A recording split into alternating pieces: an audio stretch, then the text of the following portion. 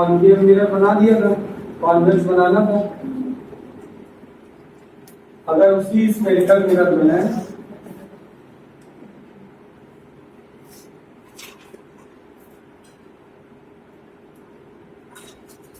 Spherical mirror hypothetical convex mirror and concave mirror. अब हमने आपको कॉन्केव मिरर बना के दिखाया था, आज देखिए कॉन्वेक्स। अगर हम स्फेरिकल मिरर बनाते हैं और इसके इन साइड में रेड ऑक्साइड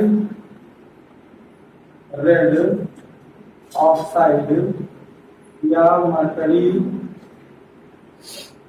या फिर सिल्वर, तीनों में से किसी का भी यूज करते हैं पॉलिश करने के लिए, तो आपका ये इनसाइड पॉलिश करने के बाद स्फेरिकल मिरर कन्वर्ट हो जाता है कॉन्वेक्स मिरर में। यानी इसकी आउटर लेयर में हमें कुछ भी नहीं रखना है, इनर लेयर में रेड ऑक्साइड, सिल्वर या मरकरी लगाना है। इसके बाद में इसको कहीं से भी कट करेंगे। सपोज करिए हमने इसको बताया था, हमने इसको कट किससे करना है, डायमंड ब्लेड से कट करना है। किसी भी ऑब्जेक्ट में आपको छोटा सा डायमंड लगाना है और उसके बाद में इसको उस पार्ट से कट कर देना है। तो जहां पर आप कट करेंगे वहां पर लिखेंगे M1 M2 और ये M1 M2 आपका हो जाएगा अपर्चर ऑफ कॉन्वेक्स मिरर। ये आपका बन जाएगा अपर्चर, और अपर्चर की अपनी खुद की डायामीटर होती है और खुद की रेडियस होती है। इसका स्फेरिकल मिरर से कोई लेना देना नहीं होता है। कल भी बताया था हमने, आज फिर से बताया है, ध्यान से सुन लीजिएगा। इसके बीच में पर्याप्त गैप दे दीजिए ताकि आपको दिखाई दे कि ये कट पार्ट है इसका, ये इसका कट पार्ट है। स्फेरिकल मिरर की जो ओरिजिनल डायामीटर होती है वो होती है कैपिटल डी। कैपिटल डी क्या है, डायामीटर ऑफ स्फेरिकल मिरर। इसके बाद में ये जो लाइन है आपकी डायामीटर वाली, अगर ये अपर्चर को मिड पॉइंट से कट कर रही है, ये इसका अपर्चर है और अपर्चर को अगर ये एग्जैक्ट मिड पॉइंट से कट कर रही है तो मिड पॉइंट से पास होने वाली जो लाइन होगी वो आपकी कहलाएगी प्रिंसिपल एक्सिस। क्या कहलाएगी, प्रिंसिपल एक्सिस कहलाएगी। और ये जो पॉइंट है आपका M1 M2 का अपर्चर का मिड पॉइंट, ये आपका कहलाएगा पोल। कल भी हमने बताया था आपको। अब यहाँ से 3-4 डेफिनेशन बनती है आपकी, कौन कौन सी। सबसे पहले इसका centre of curvature capital C, उसके बाद इसकी radius of curvature, distance between pole to centre of curvature, ये हो जाएगी आपकी रेडियस। अभी हम इमेज की बात नहीं करेंगे, ऑब्जेक्ट की बात नहीं करेंगे। हमारे पास 5 डिफिनीशन है। सबसे पहले सेंटर ऑफ कर्वेचर की, उसके बाद रेडियस ऑफ कर्वेचर की, फिर प्रिंसिपल एक्सिस की, पोल की और अपर्चर की। तो अपर्चर की डिफिनीशन क्या होती है, कल भी बताया था हमने, फिर ध्यान से सुन लीजिए। When you cut the part of spherical mirror, which line is passing from M1 M2, this is called aperture of cut part of spherical mirror। ये कट पार्ट है, कट पार्ट में अपर्चर होता है, स्फेरिकल मिरर में aperture नहीं होता है। तो ये डिफिनीशन हो जाएगी आपकी अपर्चर की। उसके बाद आपको पोल की डिफिनीशन बतानी है, तो क्या बताएंगे, the mid point of aperture passing from the curved spherical surface, this point is called pole. Which line is passing from the center of curvature and pole? Which line is passing from the center of curvature and pole? This line is called principal axis। उसके बाद definition बताएंगे इसकी, radius of curvature की, distance between centre of curvature and pole is called radius of curvature. The mid point of spherical mirror, the midpoint of spherical mirror is called center of curvature। समझ में आ गई, 500 definition आपकी complete हो गई। ये diagram बनाइए, आप इसको फिर से लिखिए। और ये आपकी क्या है ये मटेरियल, कौन से मटेरियल जिससे आप पॉलिश करेंगे, तो इनको हम कहेंगे पॉलिशिंग मटेरियल। डायग्राम बनाइए कॉन्वेक्स मिरर का और इसके नीचे लिख लीजिएगा कॉन्वेक्स मिरर।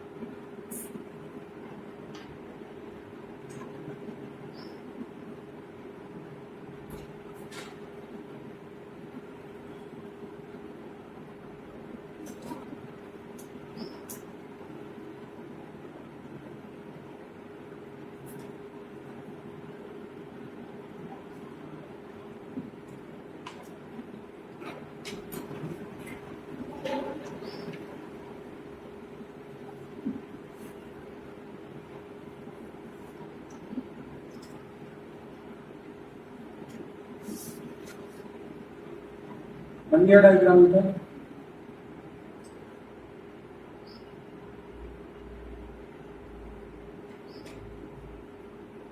अरविंद बन गया बच्चे, इरेज कर दो।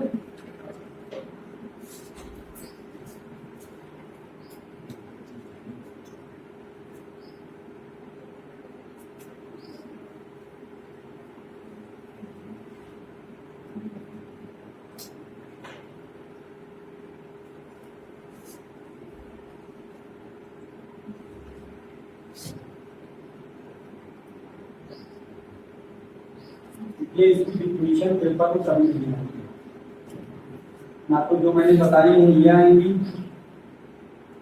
पूछी नहीं करेंगी।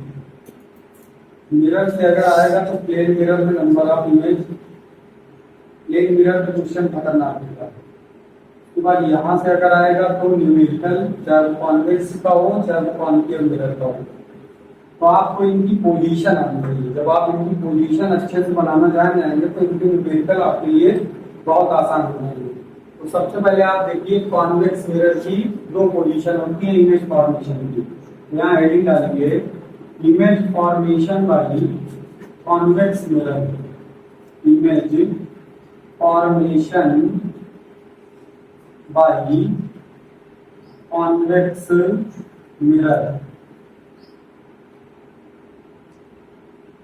ये आपकी मेन हेडिंग है और ये बहुत इंपॉर्टेंट है, ये पेपर में बनाने के लिए लिया जाता है थ्योरेटिकल क्वेश्चन में। अब कॉन्वेक्स मिरर और कॉन्केव मिरर की डिफिनेशन लिख लेंगे, नहीं लिख पाएंगे।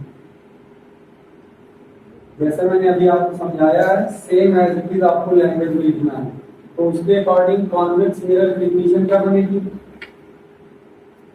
अभी हमने डायग्राम बनाया था, सेम टू सेम जो हमने डायग्राम में किया उसी को आपको अपनी लैंग्वेज में डिफिनेशन में बोलना है। बताओ किया उसका क्या बोलेंगे अगर हम कॉन्वेक्स मिरर की डिफिनेशन बताना चाहें? Polish violet oxide या सिल्वर या mercury, which mirror is called convex mirror। बिल्कुल सिंपल लैंग्वेज में लिखना, जरूरी नहीं कि किताब में कॉपी में जो लिखा है उसी को बिल्कुल सेम टू सेम बोले तभी हमारी डिफिनेशन सही होगी। ये ऐसा कोई नियम नहीं है। बात समझ में आई? अगर हमने कॉन्केव मिरर का बनाया था तो कॉन्केव मिरर में क्या बोलेंगे?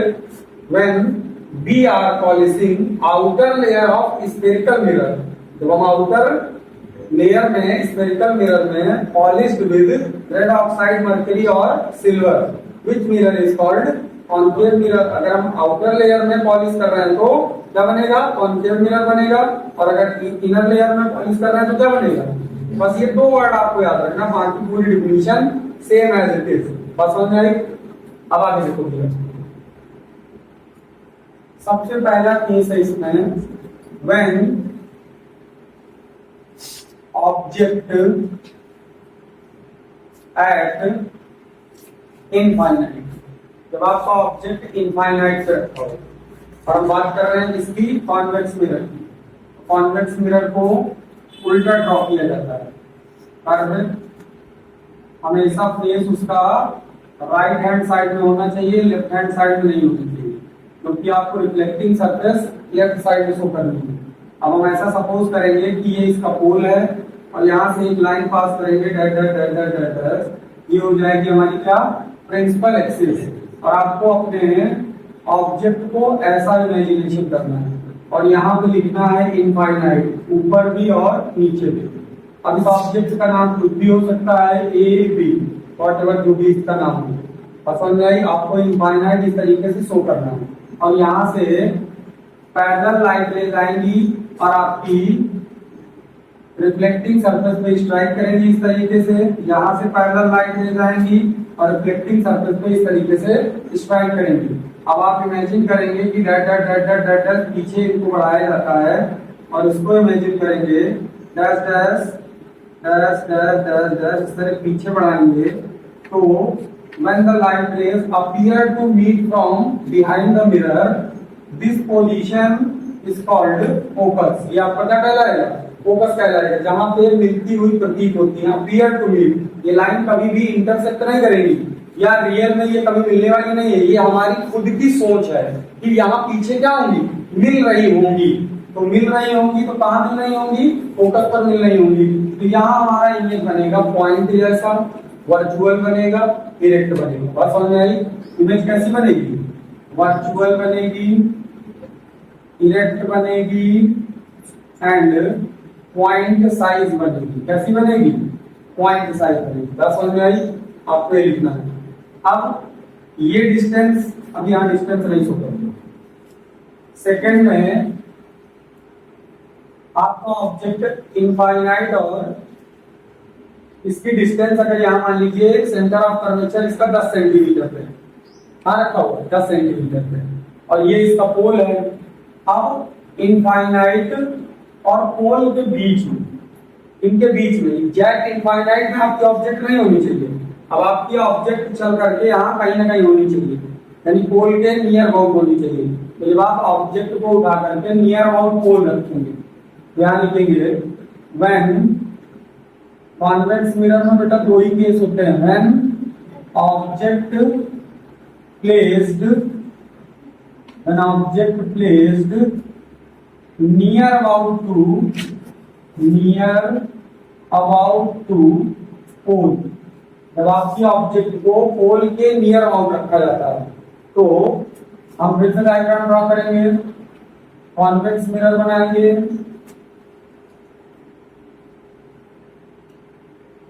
डैश डैश डैश डैश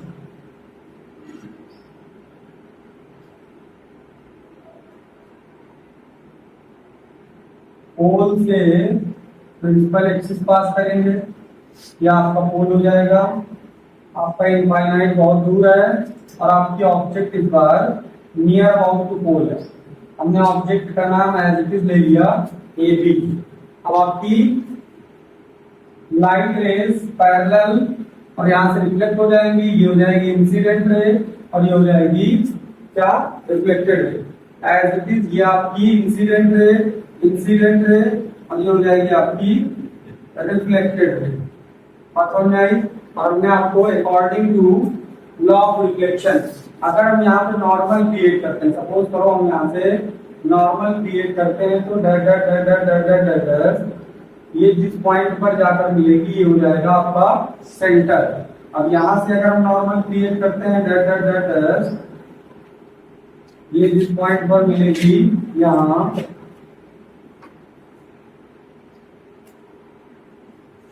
ये हो जाएगा आपका सेंटर। बात समझ में आई। ऐसे ही हम इसमें शो करेंगे।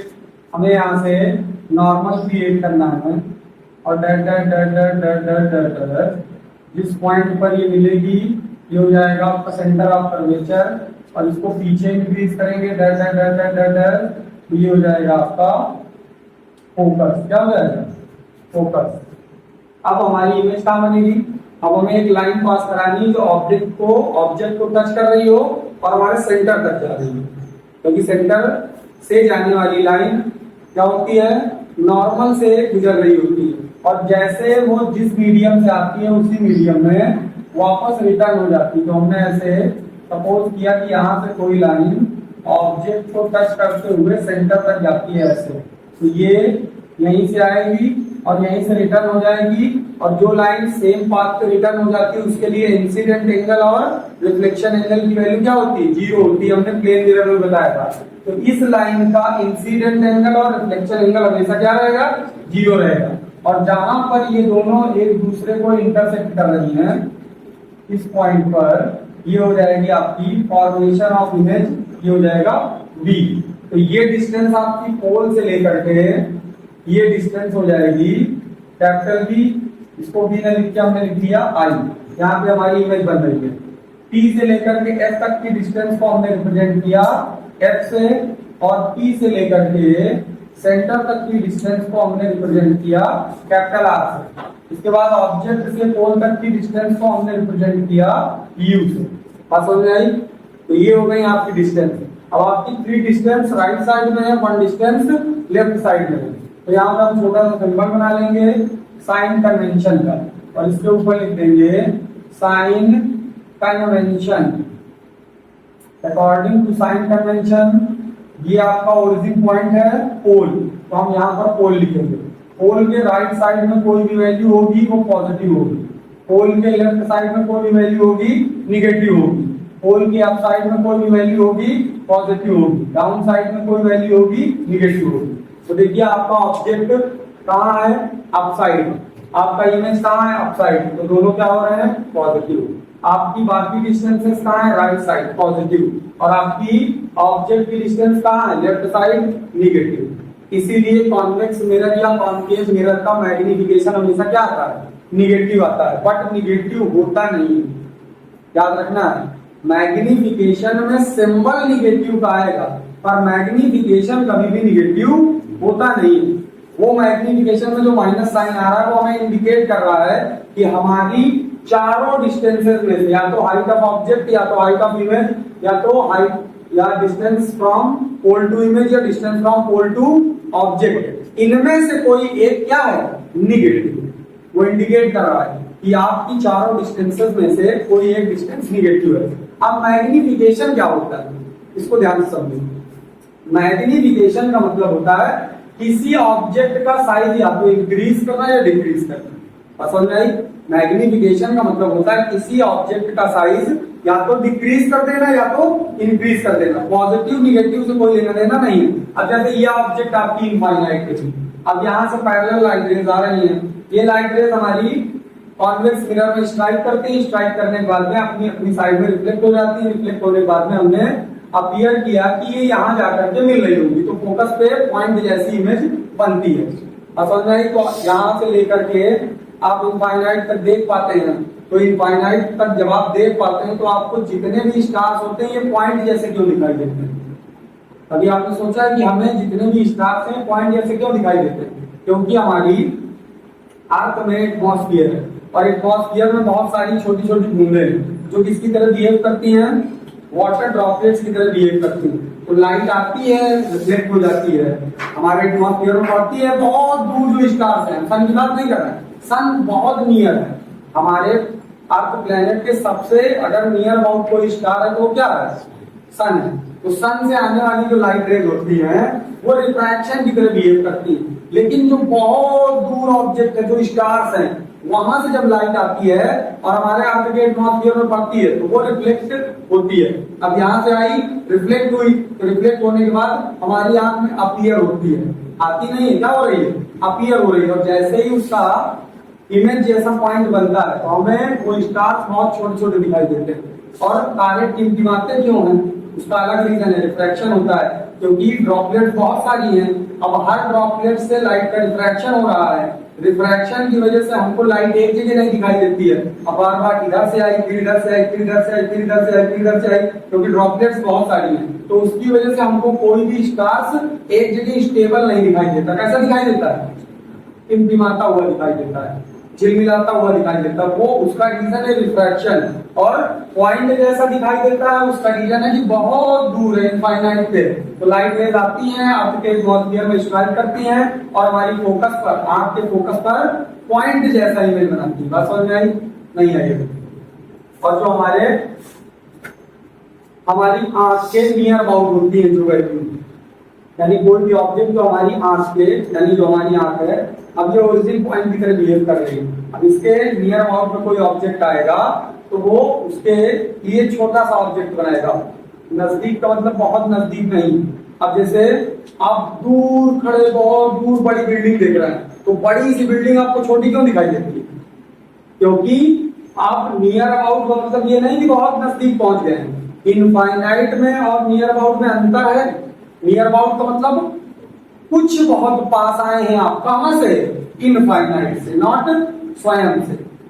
समझ में? ये मैं मिरर की बात कर रहा हूँ और रियल लाइफ की बात कर रहा हूँ। जैसे आप यहाँ खड़े हो और यहाँ से 10 किलोमीटर दूर कोई बहुत बड़ी इमारत है, तो वो बहुत बड़ी इमारत आपको बहुत बड़ी नहीं दिखाई देगी, बहुत छोटी दिखाई देगी।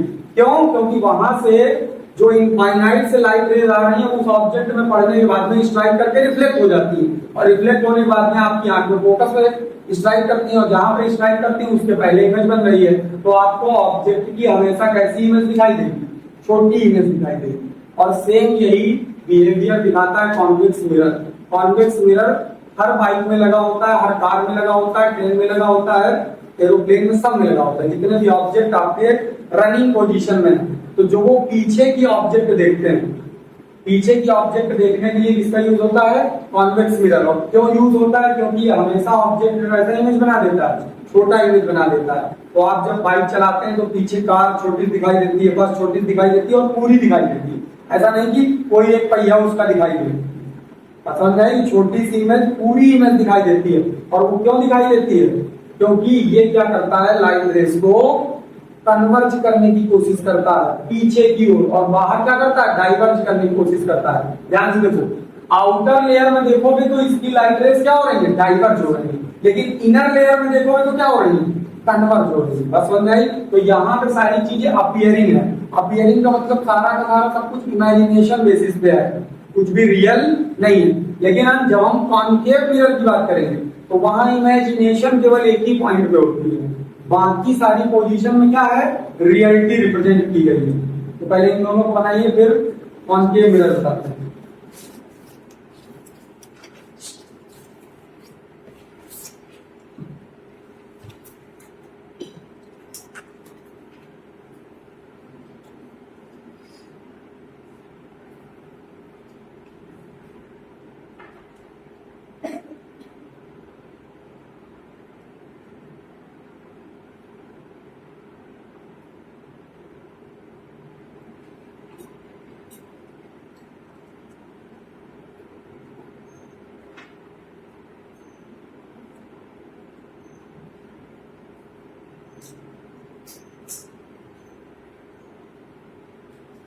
और इमेज कैसी बनेगी, वर्चुअल बनेगी, लिफ्ट बनेगी और वहां लिखेंगे स्मॉलर देन ऑब्जेक्ट, हमेशा हमेशा के लिए इमेज लिख लेंगे। इमेज फॉर्मेशन कैसा होगा, virtual direct and smaller than object।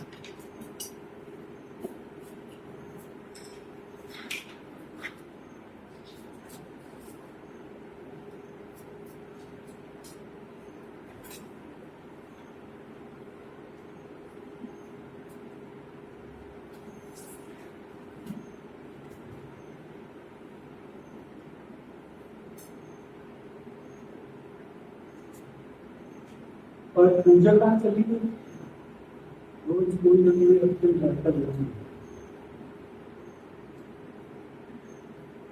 पहले श्रेया एब्सेंट थी, साक्षी एब्सेंट थी, अब पूजा।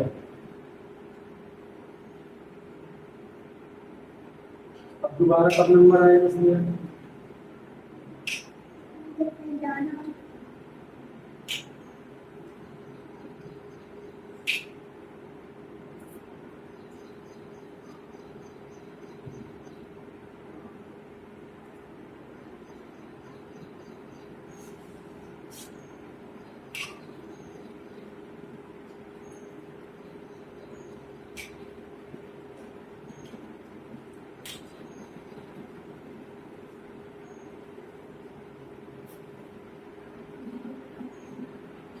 बोर्ड में नहीं दिख रहा क्या साक्षी, देख लो बोर्ड में, ऐसे साफ साफ लिखा हुआ है, सारी लाइब्रेरी भी दूर से दिखाई दे रही है।